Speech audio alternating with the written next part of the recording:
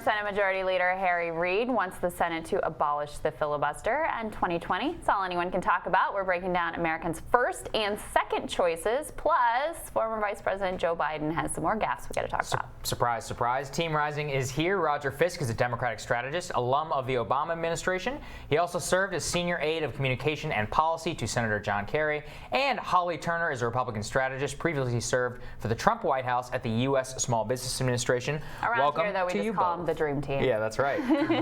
two of our absolute favorites. Good Roger, dream, I hope. very interesting new polling from Morning Consult that we're taking a look at, which is that that Kamala Harris and Warren are not capitalizing well in the early states. But what we really want to take a look at is the second choice voters. It's something that has not getting a lot of attention within the mainstream media. But if you look at it, Bernie Sanders has 26% second choice amongst Biden supporters. And at the same time, he is the second choice for Elizabeth Warren supporters. And it's really only with it's only with Kamala Harris and with Pete Buttigieg where he doesn't hold that position. Very strong, consolidated number two choice. Does that lead him poised to break out if there's a Biden implosion or a Biden dropout? What do you think? Overall, I'd say yes. And first off, good morning, and thank you, as always, for having me. I would say yes.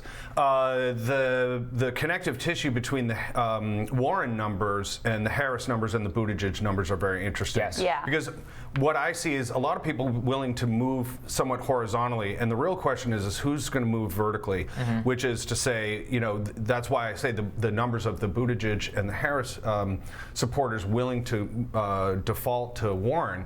I would actually much rather be in that situation than a Sanders inheriting Biden supporters who I think once they become untethered are much more up for grabs than probably anyone else's supporters in that top tier. That's a very interesting take because the thing is that Buttigieg, the upper middle class, white liberal, that very much tracks with who's supporting Elizabeth Warren, right, Holly? And it's really the Kamala Harris Elizabeth Warren nexus was not one that I expected whatsoever because she is a much more kind of a moderate candidate, doesn't exactly stand for the same thing. What's the connective tissue there?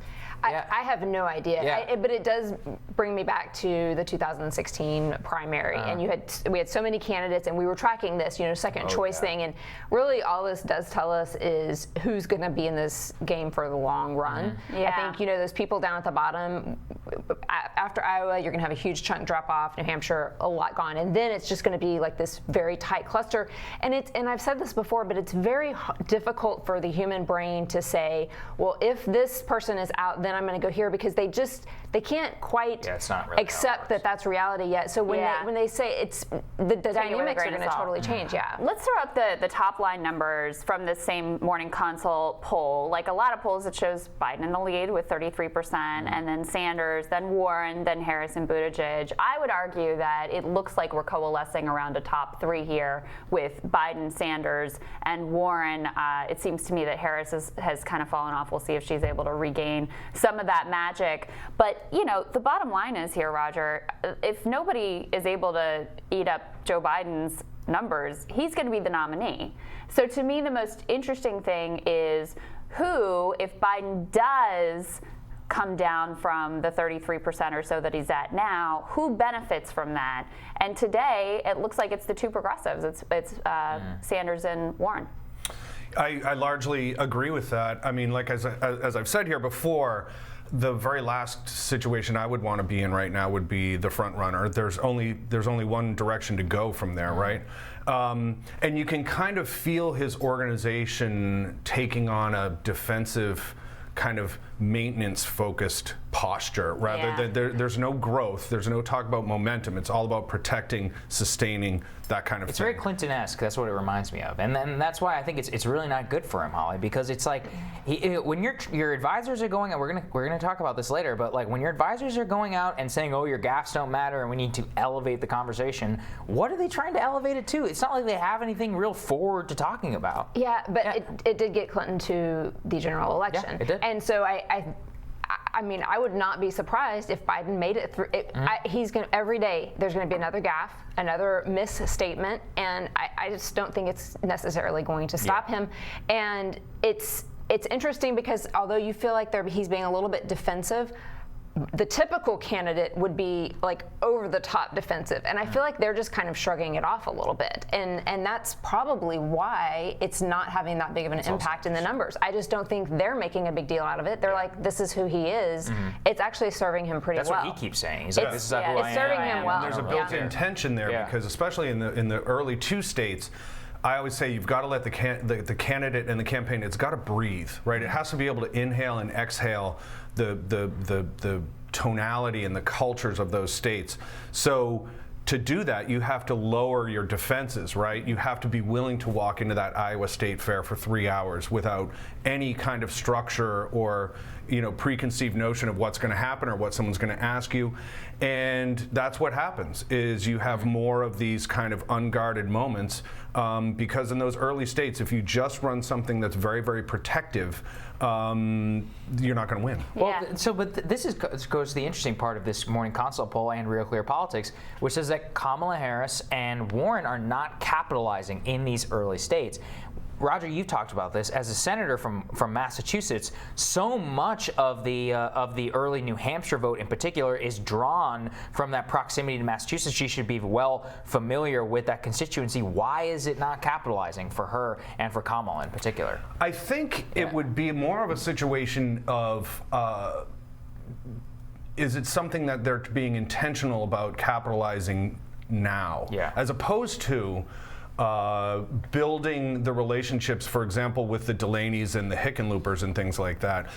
Who's having beers with who in Des Moines tonight is very, very interesting to me. Okay. Because where do those bottom 10 or 12 go? And if you can stitch together those 10 or 12 when they drop out, and you can embrace them, and I would imagine at least 3 or 4 are going to drop out before the end of this year, then all of a sudden then you can stitch together the numbers that would be required to win.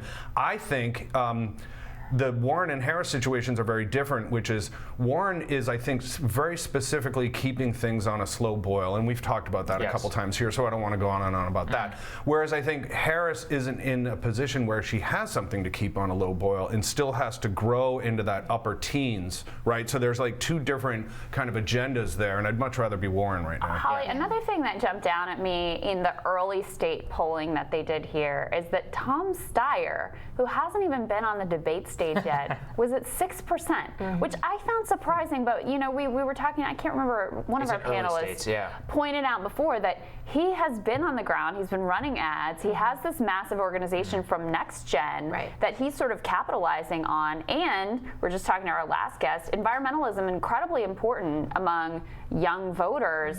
So that was kind of surprising to me that Tom Steyer may have a little more juice behind him than I just thought. learned that Tom Steyer has announced he will be on the Democratic debate stage. Oh, we made it on. I've just been told that he announced. Hallelujah. So I mean, so we're going to talk a lot about impeachment. Wait, so he met the donor requirement? Has he met the polling requirement? The donor, and I think the polling requirement is what was announced.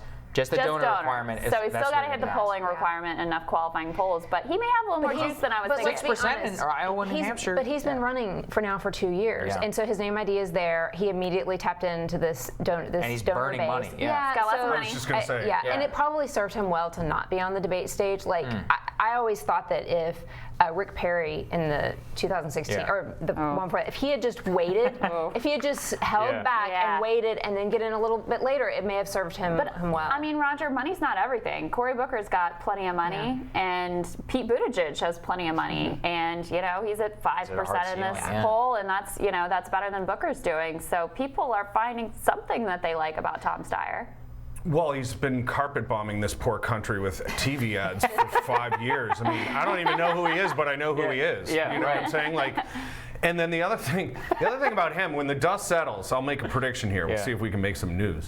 Not that this is particularly compelling, but I would imagine the cost per donor of what he just achieved to make that debate is going to be like Bloomberg. Yeah, well, because what he did was, he was like, give me a $7. He's like, it give cost me him a penny. $7 to raise a dollar. I couldn't agree with him. But he doesn't care, and that's really what it is. And Chris, and that's why he's not going to go anywhere, is because he doesn't care. Like, ultimately, I'm old enough to remember in the 80s and 90s, like really rich guys in their 50s used to try to balloon around the world. I don't know if you remember this, but they used to. I don't know. That was now they run for president. Now they just kind of arrive at this moment where they're going to bless bless the American people Yeah, with well, their wisdom. look who's in the White House right now, buddy. Good point. Yeah, everybody's like, if he can do it, I certainly can. Yeah, hey, why not? We're gonna have more with Ballooning these takes so guys. long. Yeah. Ballooning takes a long time. All right, we'll be Sit right tight. back. We're going to come right back.